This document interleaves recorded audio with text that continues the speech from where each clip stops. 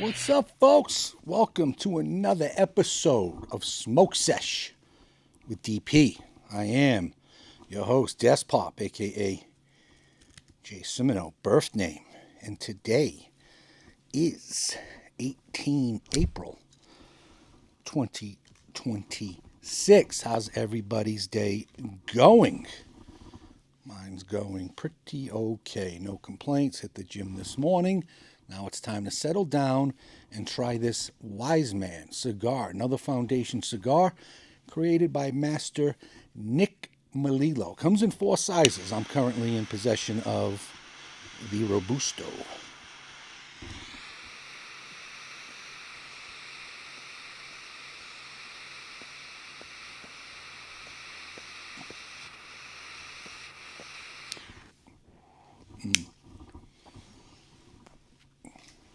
While we wait for that to settle in, shameless plug.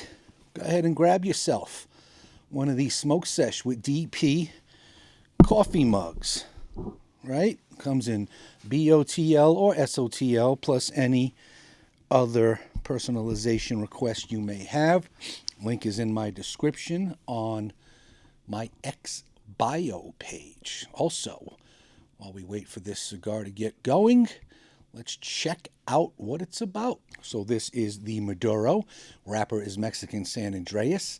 Binder is from Esteli in Jalapa, Nicaragua. Filler is Condiga, Esteli, and Jalapa. Should be right up my alley. I love me some Connecticut broadleaf. If I can't find that, it's Mexican San Andreas. The last cigar I had on this show was the Charter Oak Connecticut broadleaf, which was amazing. So, you know me, I'm going to smoke for fun. If you haven't figured it out yet, I'm not going to tell you all these snob stories about, I taste a little bit of horse snot with maybe some pleasant toenail fungus on the retrohale. Like I'm going to pull these flavors out of my ass that you can't. Oh, you can't taste it? You can't? Well, you're not as cool as me. Maybe your palate isn't as refined as mine. But as we smoke through this, I usually cut through to the halfway point in the end. But let me tell you a story, quick story. I call the Cuban Cawkblawk. So this is back in, maybe 2015-ish maybe? I'm not sure. I can't remember. But it was the day after Christmas. I'm working in detectives. And it happened to fall on like a Friday. And we were running with a skeleton crew. Should have had like 30 guys working, but the way it fell, everybody has the week of Christmas off. They needed a couple of guys to come in. So 2 of us volunteered, me and my buddy Kenny, both big-time cigar guys. So we planned it out. Even though it was a Friday in the capital city, we figured it would be dead. Day after Christmas normally is, unless it's at the mall, but patrol can handle that. What would detectives really be needed for? Major crimes, it was probably going to be a slow day. So it was also predicted to be a record-setting cold day. It was.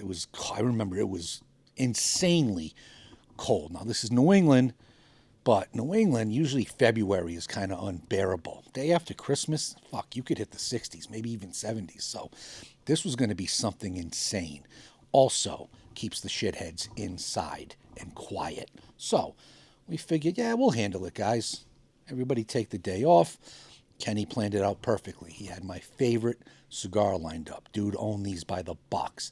Paul Larrañaga, 2007 Asia Exclusivo. He says, we both come in together. We have our cigars, hoping everything's going to be quiet. So we get in that day. 8 a.m., first thing you do is check to see what's left over from the night before. If guys got too busy the night before, they usually left some shit for you to handle during the day. Nothing. Christmas night the night before. Quiet as can be. So, did some of our own little paperwork, got caught up on anything we needed for the day, needed to keep ourselves ready in case we were called because we were running that skeleton crew. So, we're about to leave, get our morning coffee, then go park where we used to like to park, down near the water, and light up these amazing fucking cigars. Anyway, before we could leave the office, desk sergeant calls, needs to talk to a detective, comes over the radio. So Kenny calls him. Desk sergeant's like, we got some guy down here. wants to confess to a murder from sometime in the 80s or something. He can't remember. So Kenny's like, I'll go down, scare this guy away. We thought this guy was lying, and I'll tell you why. The cold. Very often, especially with the homeless, they will do anything to get arrested on those days. Public drinking, public urination, disorderly conduct, usually something minor. Every now and then you get a lunatic come and try to confess to fucking Jimmy Hoffa. Anything to get out of the cold. 3 or 4 days later, they get in front of a judge and say, I was just freezing, Your Honor. I made the whole thing up. They let him go like nothing ever happened. We thought this was just that instance because of how cold it was that day. So Kenny goes down to talk to him. I said, I'm going to go back, log on to the computer. Tell me what he's telling you, and I'll see if I can match it up. You know what I mean?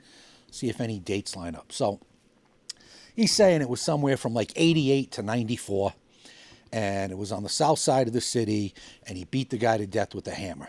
I can't find anything, but I also got to go and look in the old computer system. So I'm like, Ken, hold on. Let me go down to records. I go down to records. I pull up that old system.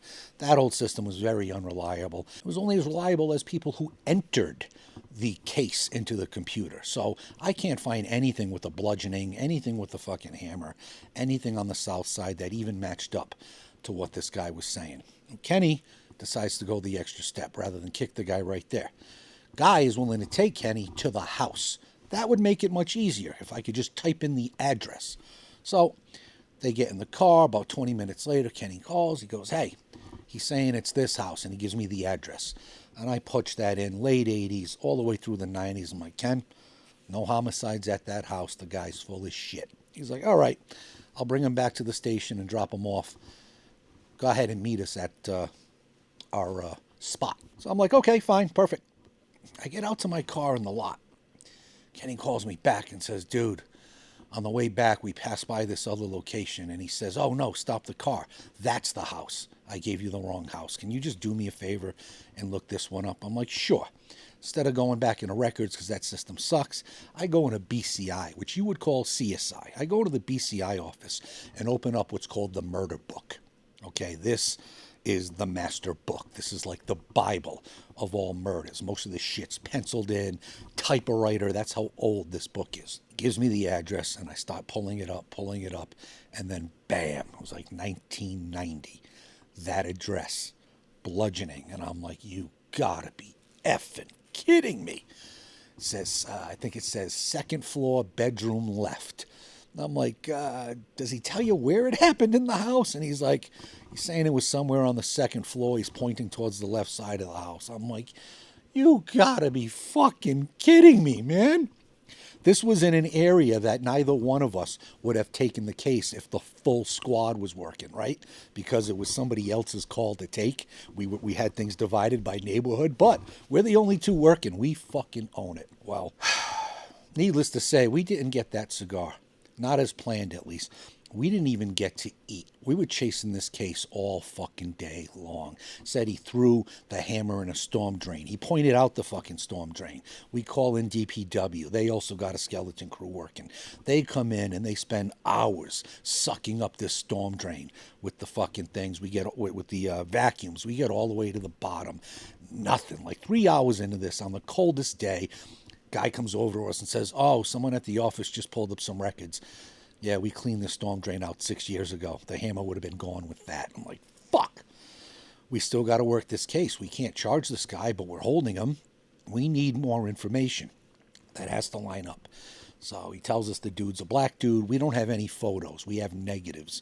Nobody in our station can produce negatives or process negative. So we find a BCI guy 2 cities over in a department. His PD's willing to give him overtime to help us out. He knows how to process negatives. So we go over to him. It's about 8 o'clock at night at this point. We still haven't eaten.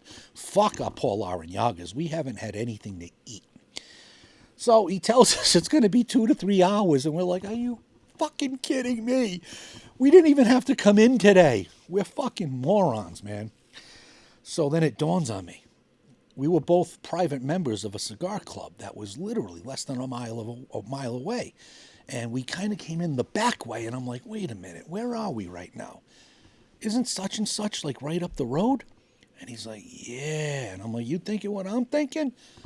Yeah, we look at the guy and we're like, take all the time you need. We were more starving than anything.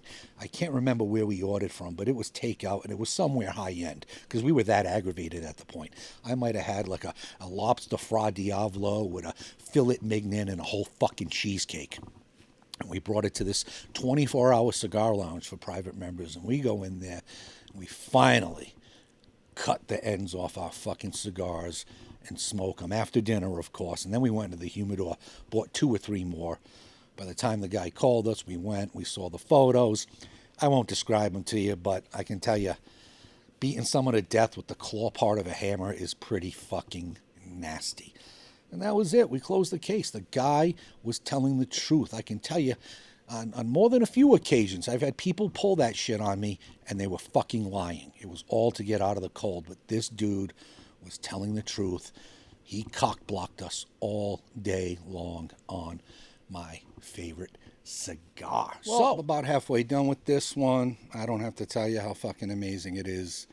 It's absolutely unbelievable. Even if it wasn't hitting my palate right today, it's no excuse to definitely not try it. All our palates are different.